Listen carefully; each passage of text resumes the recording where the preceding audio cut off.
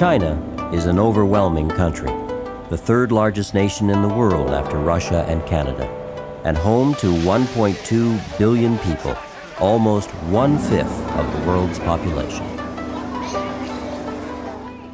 For much of its history, China lived in isolation. But today, the world is here to cash in on the enormous potential of the Chinese marketplace. In the 1970s, China began a process of reform towards a market economy. In the decades which followed, China enjoyed the highest economic growth rates in the world. But this prosperity has yet to reach many remote parts of the country, places like Xinjiang Province in western China. Far from the overcrowded cities to the east, and amidst the vast emptiness of the Taklamakan Desert, this is the home of the Uryghur people, the descendants of merchants who once traversed the fabled Silk Road. Life here has always been hard. It's one of the driest places on earth. The soil is poor and often lost to the relentless winds which shift and shape the desert landscape. The harshness of their environment and the remoteness of the region have conspired to make the Uryghur among the poorest people in the world. Like farmers the world over, Awahan is getting her land ready for planting and hoping against hope that this year will be better. But harvest after harvest, life never really changes for Awahan, her husband Abula, and their 2 daughters. Despite all their hard work, the family is still desperately poor.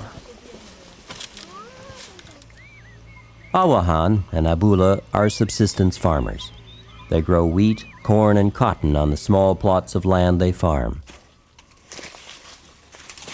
But there's not much money left over after expenses. Their annual income is only a few $100s. Their poverty has exacted a toll, a weariness that shows in their faces. Abula is 47 years old, Awahan is 43. The Chinese government has a major initiative to eliminate poverty in China, or at least to reduce it significantly. They realize that the shift to a market economy has been very difficult for urban people. It's caused a lot of unemployment, those kinds of things. But in the countryside, it has meant primarily not much difference in their ability to make money, but a big difference in the support they get from the state. They understand that they have to provide other ways for these people to make money so that they can afford to pay for education and health care and those kinds of things that are no longer going to be subsidized under a market economy. So it's a tough time. It's a transition period. It's difficult for everyone. People feel fairly insecure about it, but the government has taken the position that we're going to try and find ways that work. In 1997, the Canadian Cooperative Association began a unique microfinance project here with its Chinese partner, the Department of Foreign Trade and Economic Cooperation. The $5 million project is funded by CIDA, the Canadian International Development Agency. The Canada-China Women's Income Generating Project, also known as CC97, provides credit to Uryghur women so they can start small businesses, increase their incomes, and improve the quality of life for their families and communities. The reality is that women pay back at a higher rate than their male counterparts, and that they also use the proceeds from the income that they generate to improve the future for themselves and their families. They invest in things like better food for their families and health care and education of children, that their priorities are different. Microfinance programs aimed at women are much more successful.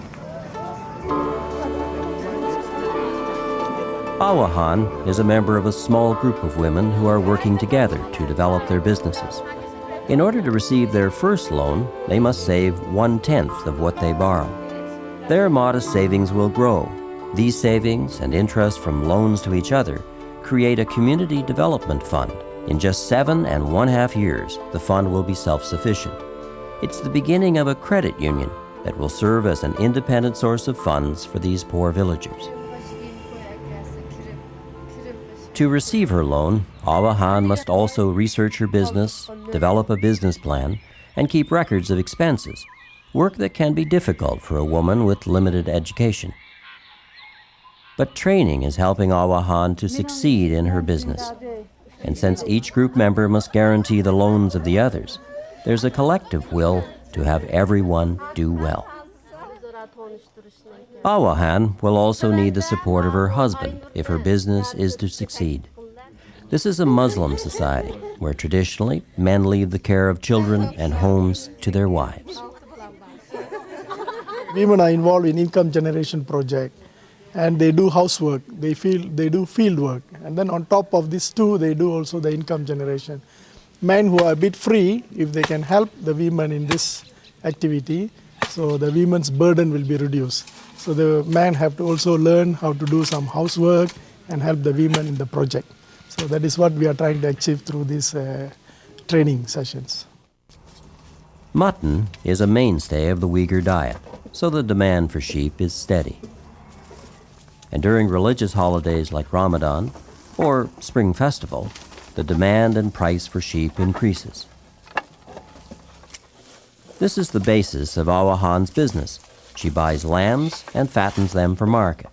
A loan of only $100 got her business started.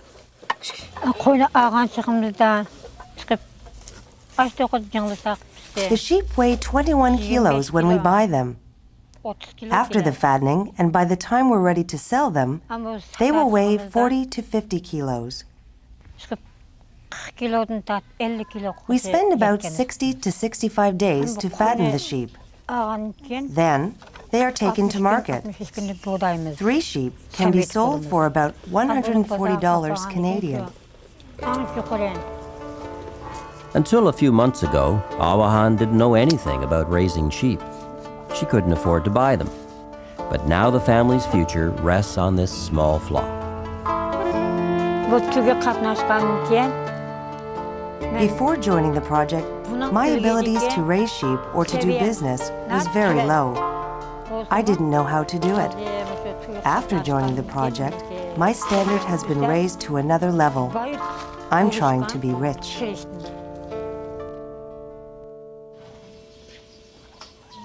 Zulaijahan begins her day.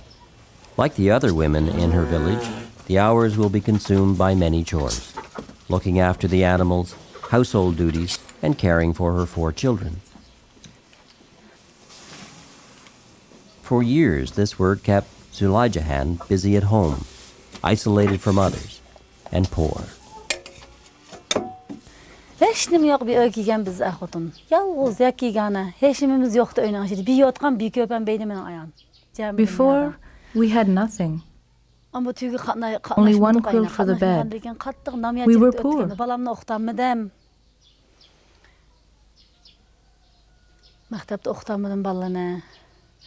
We couldn't afford to send the children to school. We were in hardship.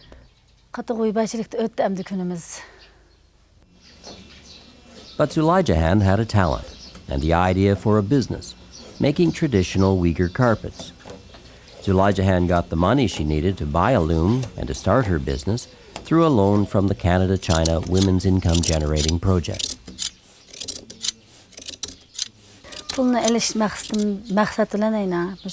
The purpose of the loan was to start a business and to get out of poverty. I selected this business because I learned this as a child. I had this skill. After I decided to do this, I went to the market and noticed new patterns. Also, there was training through the project. In the past, what I could make, I could only sell for about 500 yuan, or $100 Canadian. But now, with my new skills and patterns, I can sell my rugs for $130 to $140. I want to upgrade my skills to weave carpets for export. I can make even more money that way. Zulaijahan has now received and repaid several loans for her business. The credit and training has helped her to become more confident and knowledgeable about the carpet industry. Zulaijahan could sell her carpets to the merchants in the local market. They'd pay cash for them. But she doesn't. Her business research told her it was better to sell to a middleman who will take the carpets to a larger center where they will sell for more money. It takes Zulaija Jahan about a month to make a carpet, and she produces 5 to 6 of them a year. The added income has made a big difference to her family. She can afford to send all of her children to school, buy them new clothes, and even purchase some luxuries for herself and her husband. But most of all, she and her husband now work as partners with a common goal. During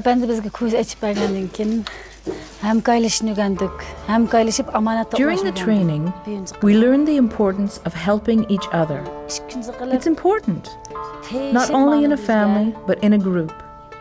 When everyone works together, it's better. We have more strength.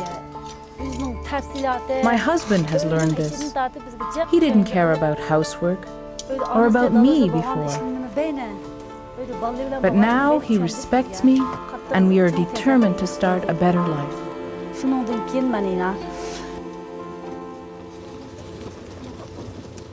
While fattening sheep, selling vegetables, or making carpets are the most common businesses, some of the women in the CC97 program are developing new products. Sudiarhan makes noodles she sells in the local market.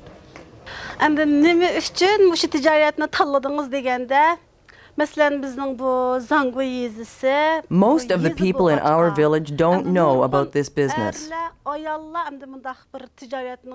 Some raise cattle, fatten cows, and sheep. Others are engaged in agriculture. If I do the same thing, there will be a lot of meat on the market, so you can't sell it. If all the people do the same business, it's hard to make money. I found there was no noodle business in the village, so I decided to take this up.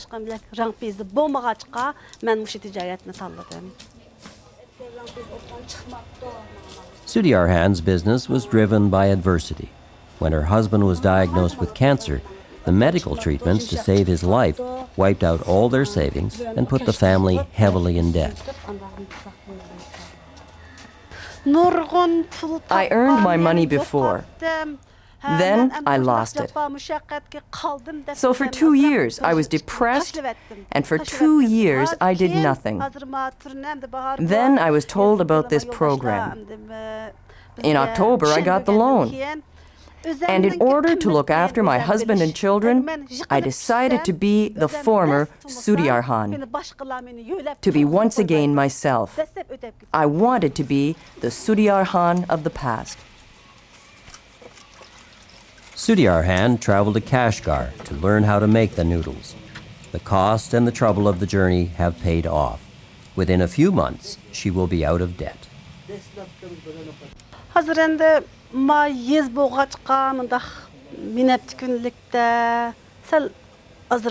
Because this is a small village, on ordinary days there's not much business. But on market days, it's busy. I can sell as much as I can make. I went to Hutien and found they were adding coriander, beans, and turnips to their noodles. I bought some, and I'm adding them to mine. I plan to make a portable cart for my business, and to try to make my noodles look nice and appealing to the eyes.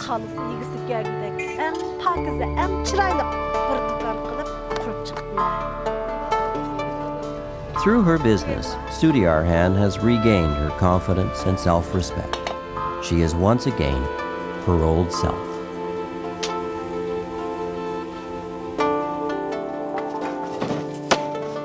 Many past efforts to generate economic activity in Xinjiang have failed. But 2,800 women have received loans so far as part of the CC97 project. All 2,800 have repaid them.